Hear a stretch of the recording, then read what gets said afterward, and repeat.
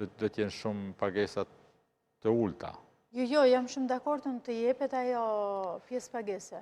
Të jepet, por t'jetë e unifikuar me orët mësimore që jepen në sistemin arsimor. Pra, orët jenë 25 minutëshe dhe pagesat të bëhet që, për shembull, në qoftë se kemi një mësues. Me shembull konkret. Për shembull, kemi një filloj pas shkolle nesër. Atëherë kemi një mësues. Në një X shkollë, ai nuk e plotson normën mësimore, rrezikon të dalin nga sistemi.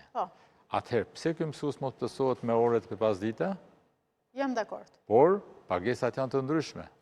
Për këtë mësues. Patjetër, sepse pjesa e sistemit arsimor ka me një normë 20 i takon diku afërsisht tek 9.000 lekë të vjetra, ora, por ai mësues nuk mund të paguhet të marrin orë pasdite, duke qenë brenda sistemit, brenda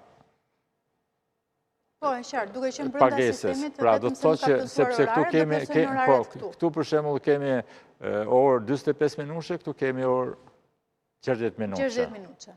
Sepse ne jemi që kryesisht mësuesit e sistemit të përfshihen dhe ne kemi propozuar që të jetë mësuesit që janë në prag pensionit, janë mësues që kanë përvoje dhe për shembull për lëndë ndryshme janë ndoshta dhe përfshihen edhe studentët që sapo kanë përfunduar studime, që të kemi një kombinim mes brezave për këtë kategori, për këtë periudhë kohore, që të mbushet edhe me përvojen, po edhe me të rejat.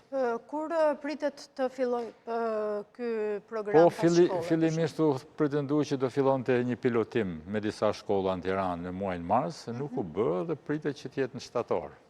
Në shtatorin që vjen, me nisjen e shkolla, me nisjen e vitit të ri akademik për shkollat, në të gjitha shkollat?